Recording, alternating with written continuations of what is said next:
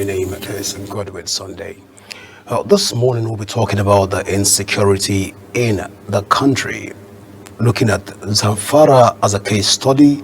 But before we get to Zamfara, let's even look at what's happening in Benue State, where over 50 farmers have in part of Benue State in the fresh violence in the early hours of Tuesday as gunmen storm Afia community in Ukum local government area, killing 11. That's just on a fresh attack that happened yesterday in Benue State, and this was confirmed by His Royal Highness Chief Kahaf in Makodi in Benue State. That's just on one hand, and this has become like a recurring phenomenon and a common decimal factor. Just last week, our correspondent was on the field to also look at happenings in Benue State that devastated the community in Lagos. Let's take a look at that video, and when we come back, we'll talk more about the insecurity in Nigeria. Please stay with us.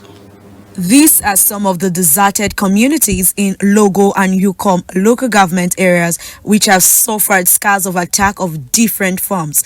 The latest attacks, which occurred on 17th April, left over 50 persons dead and many others injured, throwing the residents in mourning and several others displaced, creating humanitarian crisis. Governor Isens Alia, who led the delegation of heads of security agencies for an on-spot assessment, confirmed that 56 persons were killed in the two affected local government areas. For now, 29. Many more are surely expected because as we went there, they were asking for some protection to get back to see how they can retrieve some bodies. So the numbers might even go up still. The governor reiterated his call on the federal government to, as a matter of necessity, intervene in the worsening security situation in the state. I know that the federal government is supported very enormous, and our security heads and all their team have been working strenuously, non-stop. But for this still to have happened, something drastic, something strategic has to come to play. Member representing local Ukom and Katsina Alia Federal Constituency, Solomon Wumbo, called for the establishment of military barracks in the area to protect residents from further attacks by suspected herders and bandits. I presented a motion on this particular insecurity, and I requested for the siting of military bases in where it has happened now, and then in Shitile in Katsina local government. Unfortunately, the processes are slow, and we've not been able to achieve that. The state governor is to foot the bills of the injured in hospitals and burial expenses for those killed in the attacks. All right, that's just on Borno on one. Thank you so much, Felicity Ndere, for that report. But that's just on Benue State on one hand. But also, report has it that some bandits are requesting for the sum of 60 million levy to 12 communities also in Zamfara.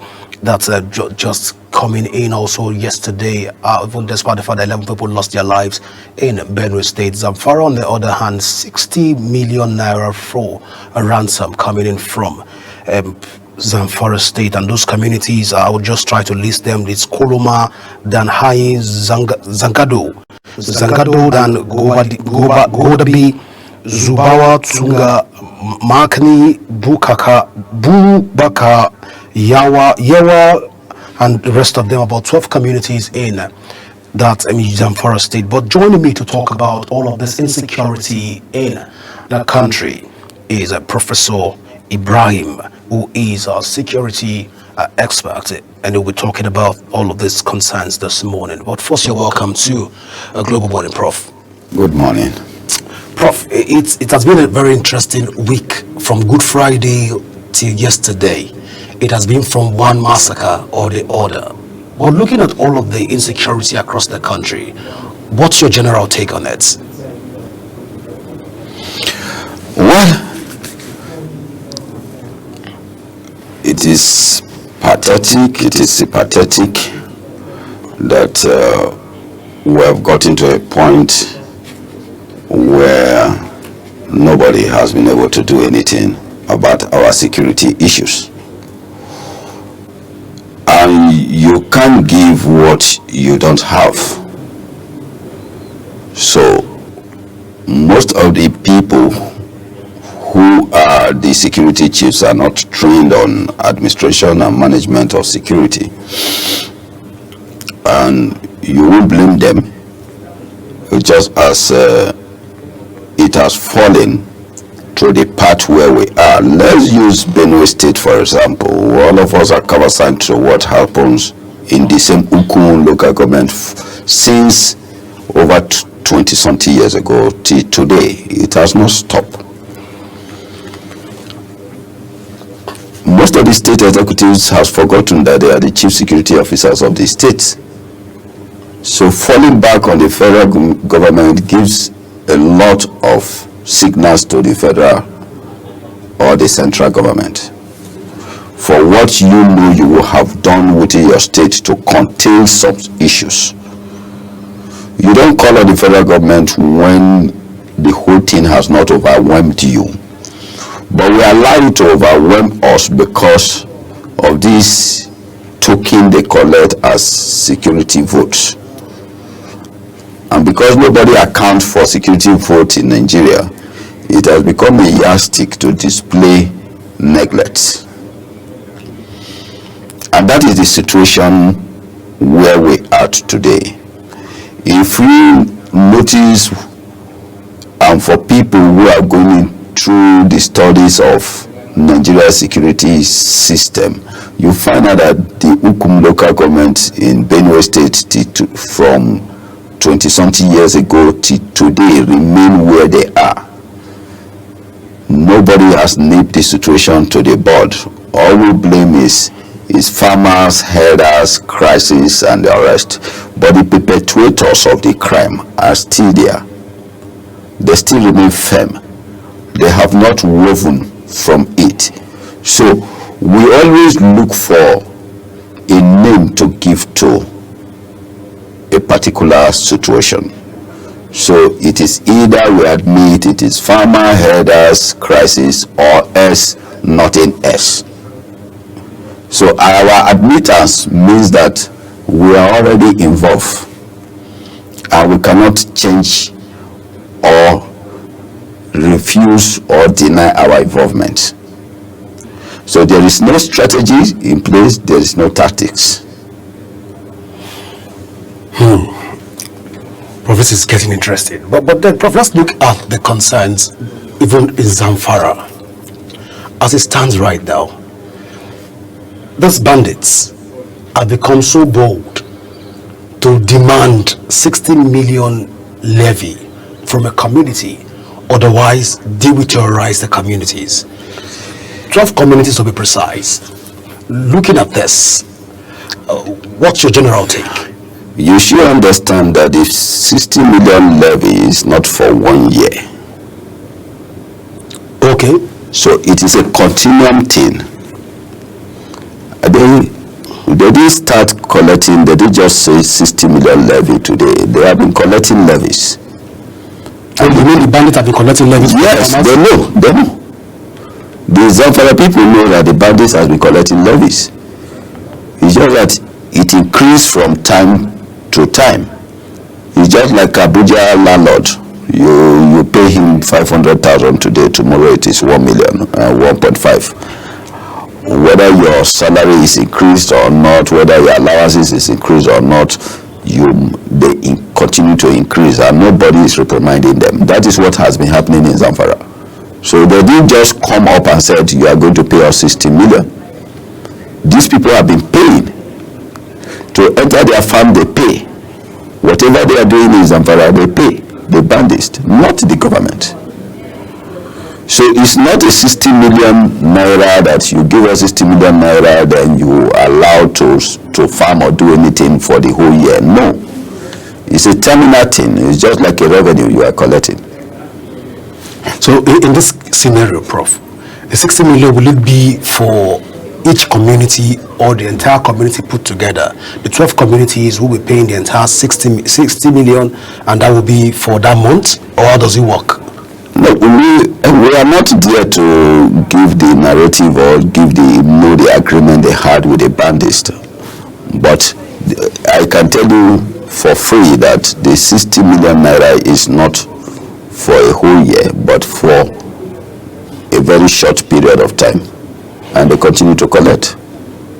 Oh, all right. So, Prof, this is worrisome as a country.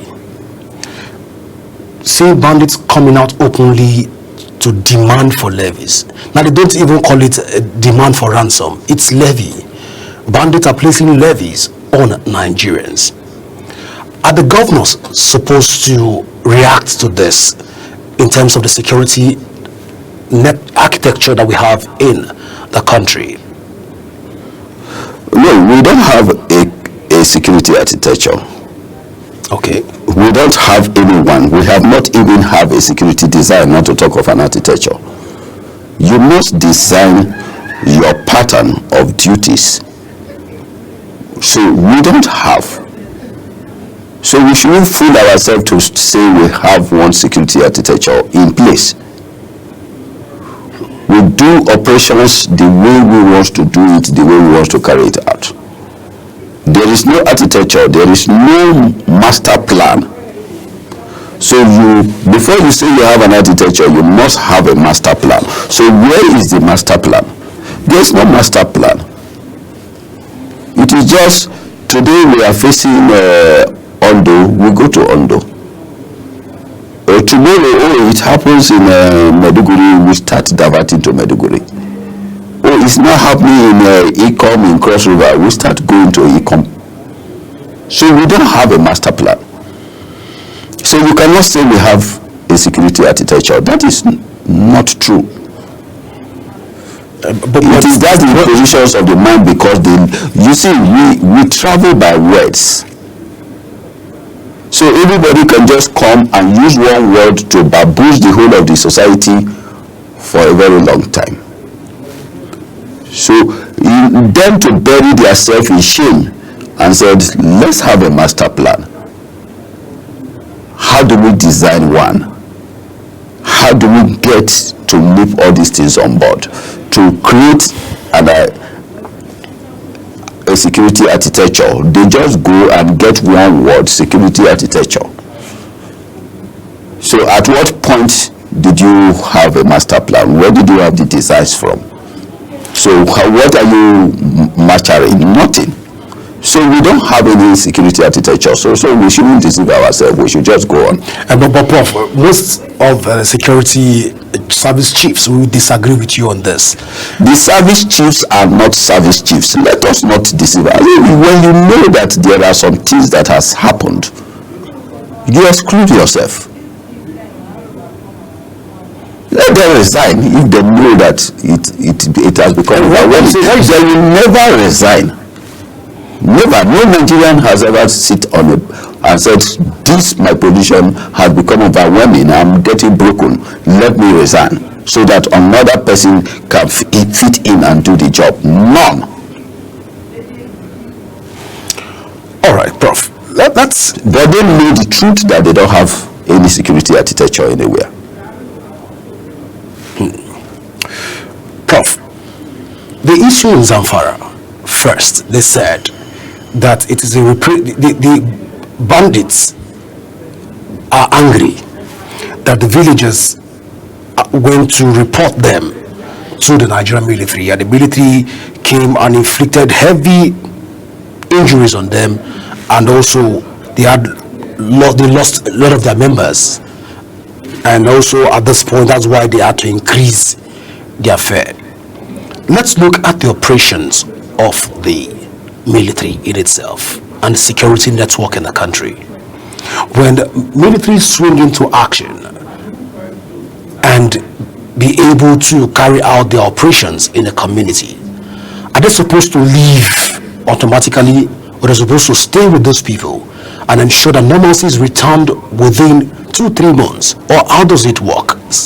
since you say we don't have an architecture, so The issue, you can see where you are going to now. A military has come in, recover some certain areas. What are they supposed to do? They condo off that area, and nobody can penetrate any longer.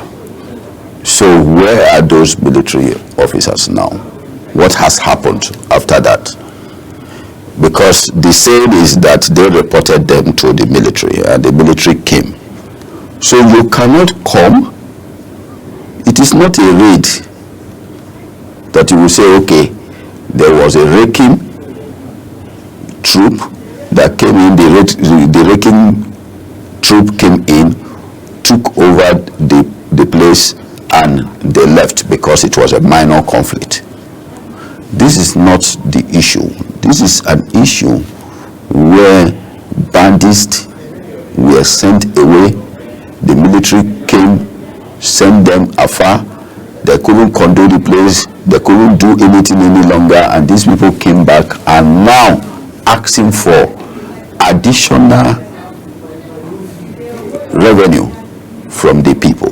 Let's assume they were collecting 10 million naira. Now they said you have to pay us 60 million. So they have been doing that all this while. So how many people are these bandits in Nigeria? Has anybody brought a data to say on the bandits in Nigeria they are 10,000, 20,000, 30,000 or so? Because the way it sounds is that everybody is a bandit.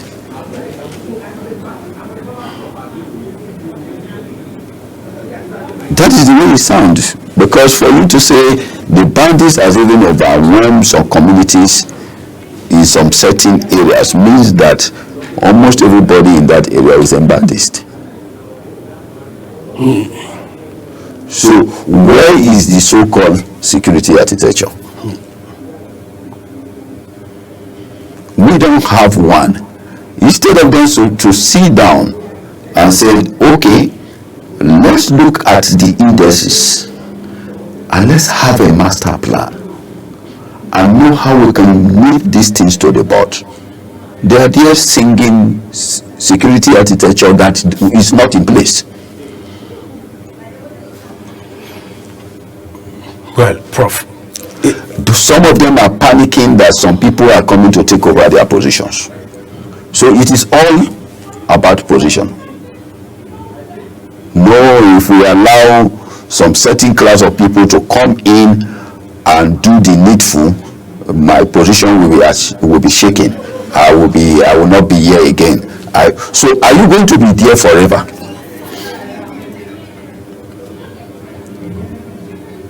Some are over 60 years, they are still afraid of leaving their office. Some have served over 35 years, they are still afraid of leaving their office. So if you remain in that office for the next 70 years, will you still be relevant?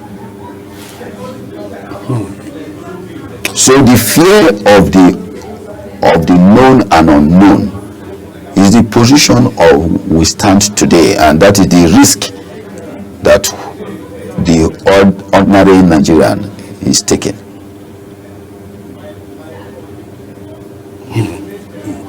You don't know something, your kids can teach you.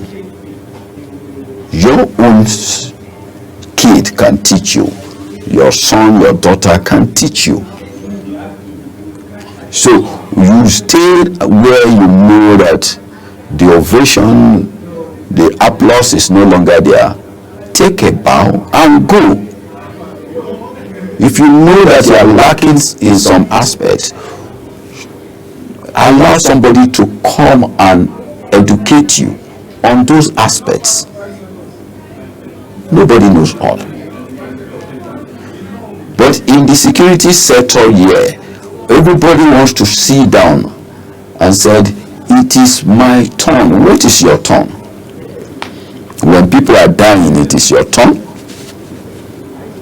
When you know you cannot do anything to add to those things that are happening, it is your turn. So, are you waiting for everybody to fall before you know that you are not doing your job properly? But Prof, let's talk in terms of the governors of this state. Most of the governors will say that their hands are tied and they cannot do anything. Even we've read from that of Plateau State, Mufuang have come out to sincerely apologize to his people. Dr. M. Alia, the Benue State, has been surreptitiously saying that their hands are tied and they are all calling on the federal government, which means that to a very large extent, the exclusive legislative list is also affecting their modus operandi because they are on the concurrent list. In such a situation as this, where bandits are demanding levies from communities, because it will metamorphose. It just started from Zamfara State. Within Kebbi State, I understand that it's also similar thing happening in Kebbi State, where bandits are demanding for levies before farmers could go to their farms. Now, these are communities that we know. What about the ones we don't know? But in such a situation as this, what can the governors do in terms of security of life and property of their people? That is where it is not something that started from KB, Zamfara or Katsina State. We should know what happened in Borno, Yobe, and that Evaro crossing over to some part of Adamawa and the rest during the reign of Boko Haram. These people were demanding from sums and they were being paid.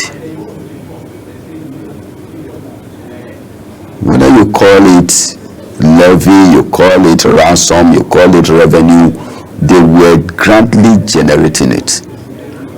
At a point, they couldn't penetrate Bauchi State. But if I tell you what happened why they did not penetrate Bauchi State at that hit point, you won't believe it. The Bauchi government was paying the Boko Haram leaders so that they will not come and attack Bauchi State. Allegedly, Prof? Yes, very well. Allegedly paying them? Yes. But because it's not on record. Yes, they were paying them. Even the person who was taking sums to them had an accident on the road. He's alive.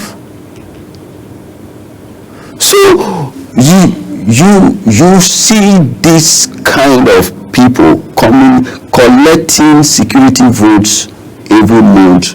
Why are they not falling back to the federal government and say, federal government, keep the security vote, we want peace in our state? Has any of the governors ever cried that? We just saw the governor of Benue State now. The commissioner of police is there, the commandant of the militaries are there. So why is he calling on the federal government?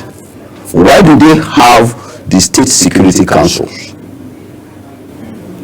which interface with the governor, who is the chief executive of the state and the chief security officers of the state? So these are the things we are talking of. These are the true things we are talking of. So if they say they don't know, I will tell you here categorically that they know.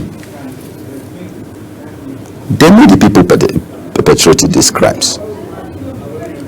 And they want to stop it, they will stop it.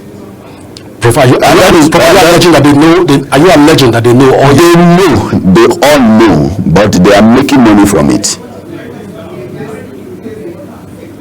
They believe that if this stop today, then there will be no need of them having those chunk of money as security votes.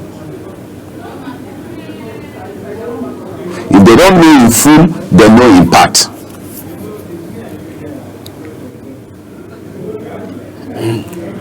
So the more the games go on, the blame game, because it's a blame game, The more the blame games go on, the more they sit on, even including the service chiefs. But Prof, looking at also, since you said the governors are not being affected by the dictate from the exclusive legislative list, the local government also, because we'll see what's happening even in Edo State and few other states right now, where if an attack happens in those communities, the paramount ruler will have to suffer for it. Most time the governor will use his own discretion to remove a sitting paramount ruler or a sitting chief, a certain chief or a king in that community. Now, if the governors, like you've said, they know because security vote is being given to them, and the local government's chairman also are they also aware? And what is supposed to be the role of local government chairman in ensuring that they are also part of the security architecture in this context? The local government, I want to ask you a question. Let's look at the indices from the beginning. Let the public know of this. Let's even come to kidnapping. Let us not even go to bandits and some the rest. Terror, other forms of terrorism, even in the heat of things. How many councillors has ever been kidnapped? Just a few. How many local government chairmen have been kidnapped? Not in my record, not that I know of. How many state House of Assembly members has been kidnapped? How many commissioners in the state has been kidnapped? How many House of Rep members have been kidnapped? How many senators have been kidnapped? So you find out that they know that this person is a local government chairman and it is part of us. We can't kidnap him. They know. So if these people who are the decision makers, even to the commissioners in the states, has not been kidnapped, then you should know that it is the word that the Christians use, the principalities and powers are within a certain circuit. It is only me and some others that they are after, not those people who are actually the power. So they know who and who they want. So Prof, you're saying very that the Mephistophelian cabals have succeeded in creating some form of militia that that they know in order to sustain the status quo and maintain the status quo, for them to get more of to maintain the security vote in the states. They know what they are doing. They know. They all know what they are doing. There is no half-baked intelligence or half-baked information in this country. They know. And if they want to solve the problem, they know where to go and solve the problem. They are all denying themselves the truth and denying the people, covering some aspect of it all, not to their own detriment, but to the detriment of the people.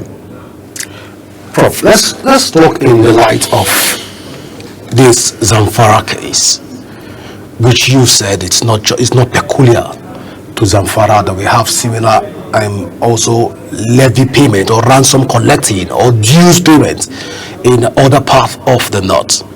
Let's look at this in the light of taking it from Zamfara state as it stands right now. What are the people supposed to do?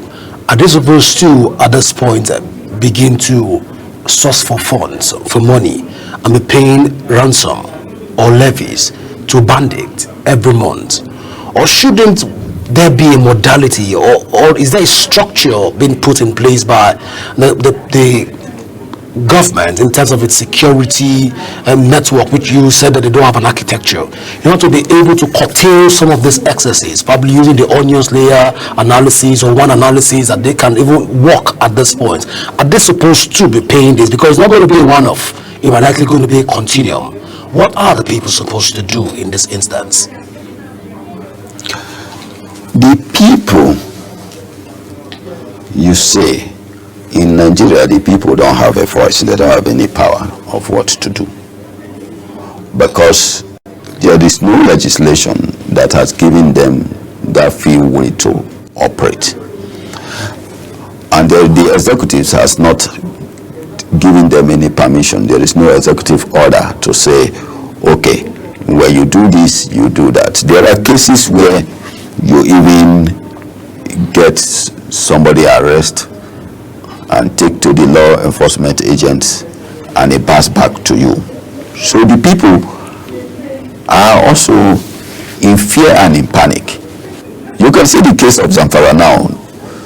Somebody must have wake up with the courage to say, let's bring in the military. And then we are giving these people, paying these people some revenue every time, and they harassed us, they terrorized us. We should tell the military to come to our aid. The military came, now it is an increase. So if you are in their shoe, what will you do? Will you go back to the same military tomorrow? You won't. You will rather look for a way to either compromise the situation or relocate. So a lot of people are urbanizing not because of anything. They are urbanizing because the homes side, which is their comfort zone, is no longer safe. So you see these people tripping to urbanized areas, and the only urbanized area they can come to is in the north here is Abuja. The next place they can go to is Lagos or Port Harcourt. So they are moving. It is an orthodox movement. Well, if you already want to go to the history of what we are going through today, it is not something that just started today. It is something that has been there. It was a test run process. But when it was being test run to where we get to today, what was the security intelligent corps doing? Because our situation today is a situation of 80% foreign, 20% Nigeria. And 20% Nigeria because we are gullible. And when we are gullible, you exhibit your area of vulnerability. And that area of vulnerability is what has eaten us deep to where we are today. So we become vulnerable. So what are they after? They are after some certain materials, some certain culture, some certain traditions that we inherit. So those cultural devices and materials are very expensive to them. Taking them will make us to have instability for the next years. And yeah, our securities are not trained to look at those areas. Mostly these foreign bodies has actually crept into our fabrics. So they take decisions of what to be done here. How many people are contesting as president of Nigeria? Who is with us?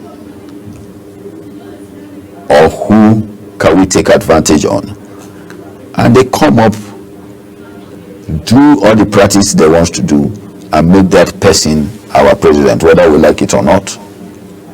So you saying it's more of a neo-colonialist approach? Whatever name you are going to give it, it is, we're already in it. Democracy is not an African thing.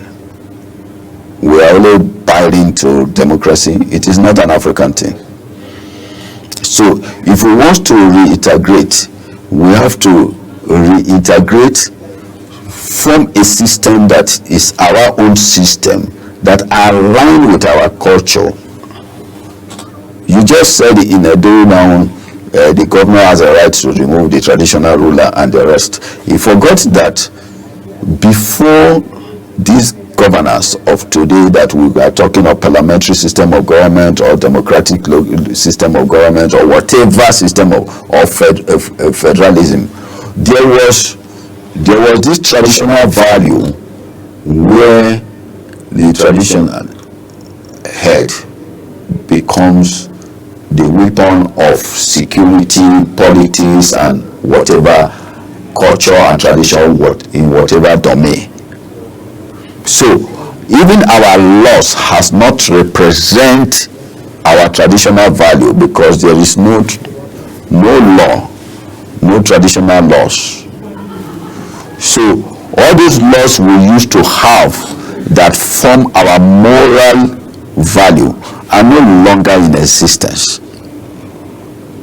So anybody can just come today and said, I have some billions and I want to become the traditional ruler of my place, without actually knowing what is the cultural and traditional value of his people, and bring it in. And it is also blended in our security system today, because in those days we have our own security system. So if I go to a village where they have never seen me, they must know where I'm coming from.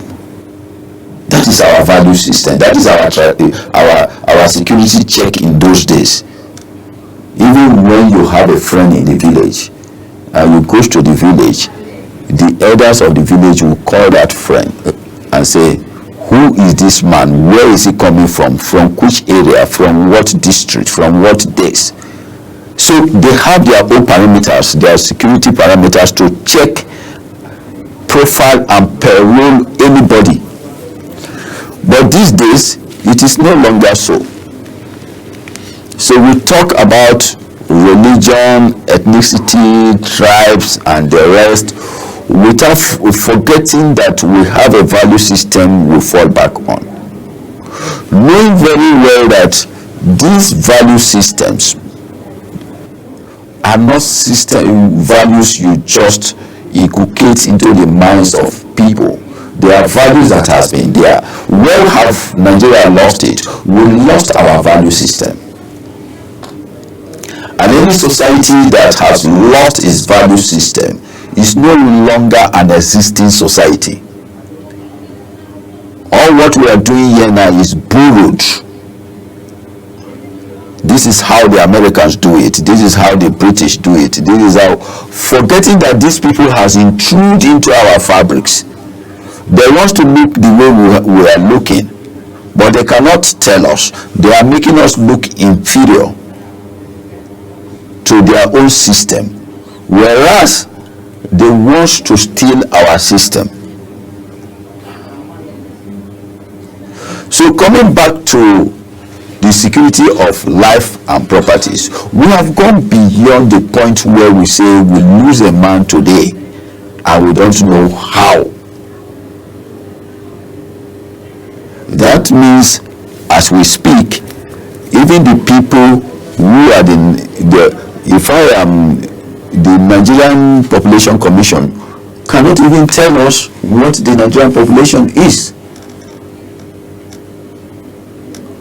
If you are talking of 50 something in Benue, we are talking of how many people in Plateau, how many in Zamfara, how many in this. So if you put these figures together, how many people have we lost from Friday till today?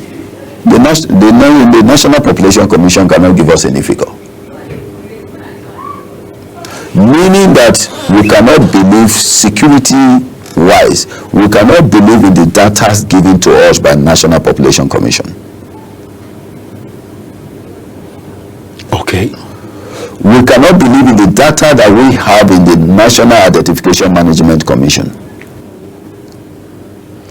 Not even immigration can give us the data of people who has passport today and people who have no passport.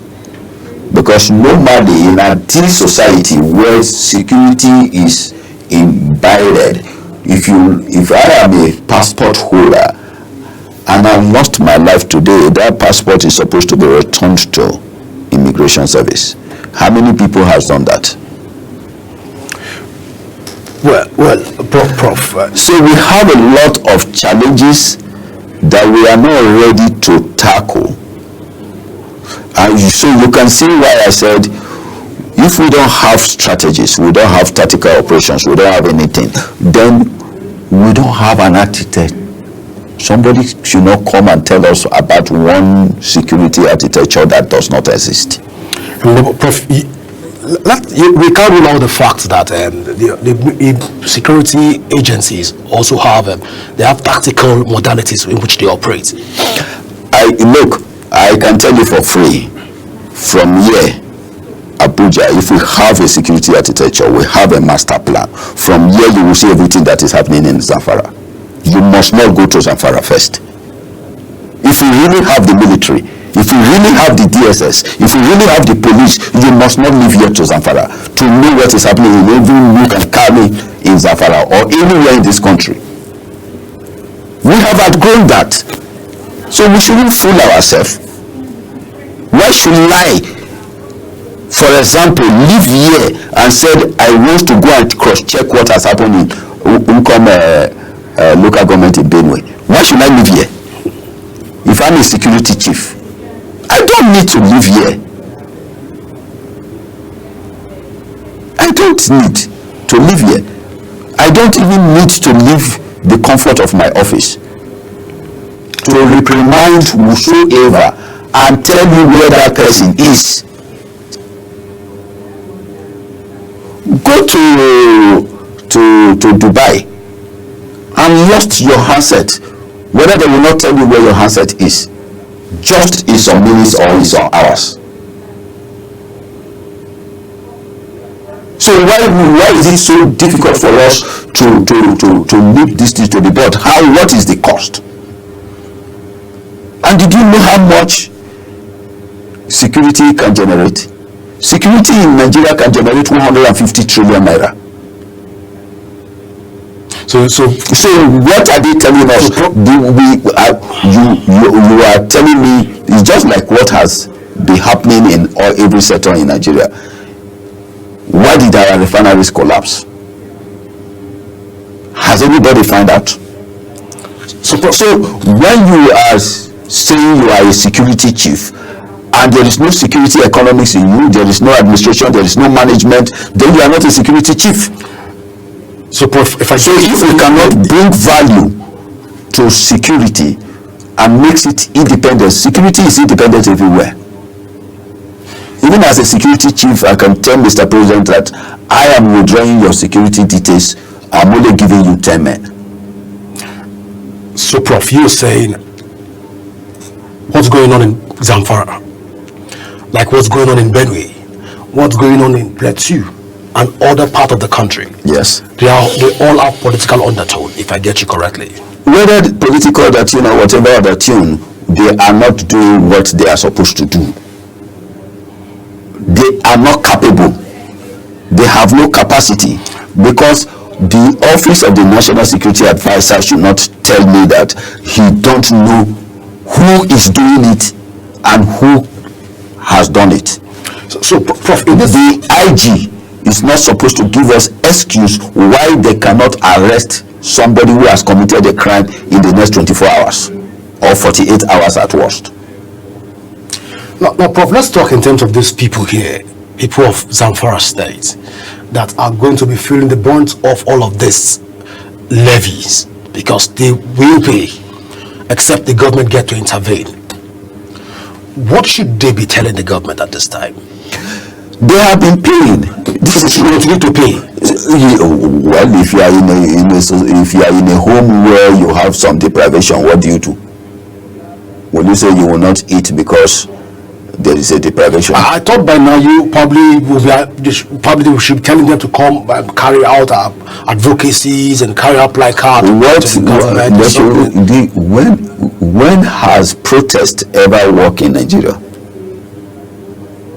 No, when has protest ever worked? So this is the biblical term of to your tents, O Israel.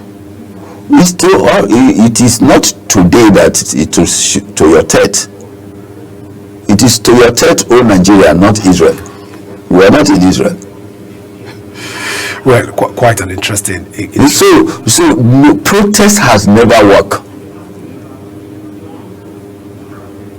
Protest is just they come, they protest, let them go. Even the president of the Senate told us that if they like, let them go and protest. Well, here we will still be eating the world the way we want to eat. So what is your protest to them? Your protest has no meaning. It's as meaningless. It is as meaningless as anything. It is even a waste of time because they are not ready to listen to any protest. So you see a chief of defense staff going to office with a convoy of 10 vehicles. The inspector general of police with a convoy of how many vehicles? So who is after you? And you say you are protecting life and properties. Instead of telling people you are protecting yourself. If the president is going to the airport, you have no route to move till the president get to the airport. He may have even gotten to his destination before you can start going to anywhere you want to go to. That is madness. That is when you know that we don't have any protective mechanism in place. They push you out of the road when you are moving, and the same governor will come tomorrow and tell you, vote for me. Well, Prof, I'm dropping a signal right now that our time is fast spent. Quite a lot of, we've never scratched the surface of this conversation. I wish we have more time to dig deep into happenings in Zamfara state as it stands right now. Questions are questions like, probably, why would bandits want to even demand this high from people that are predominantly farmers, predominantly agriculturists? The issue here is this. We always talk of food security, but we have never talked of farmer security. Has anybody ever discussed farmer security? So these are the things. You don't just say food security. What of farmer security? There are a lot of fraud in revenue collection in Nigeria from the 80s to today, and nobody has discussed it. So why won't the bandits, or let me not call them the bandits or terrorists, why won't some miscreants go to start collecting these revenues on their own? That's quite interesting, Prof. But Prof, at this point, I know we still have more to discuss on this table. Of course, we'll still have you around to talk more even on insecurity across the country. But I want to say thank you so much, Professor Ibrahim Abubakar, for finding time to be with us on Global Morning today. Thank you very much. Our viewers, this is how far we can go this morning. Don't forget that you can join the conversation on our various social media handle now showing on your screen using at globaltv.ng. At Global TV NG, you can join the conversation on our various social media, and also you can download the Global TV Nigerian mobile app from your Android and iOS devices to keep track of our broadcast. My name is Godwin Sunday. Always remember that peace and unity are the pathways to progress. Till Global Morning returns to your screen, enjoy the rest of your day.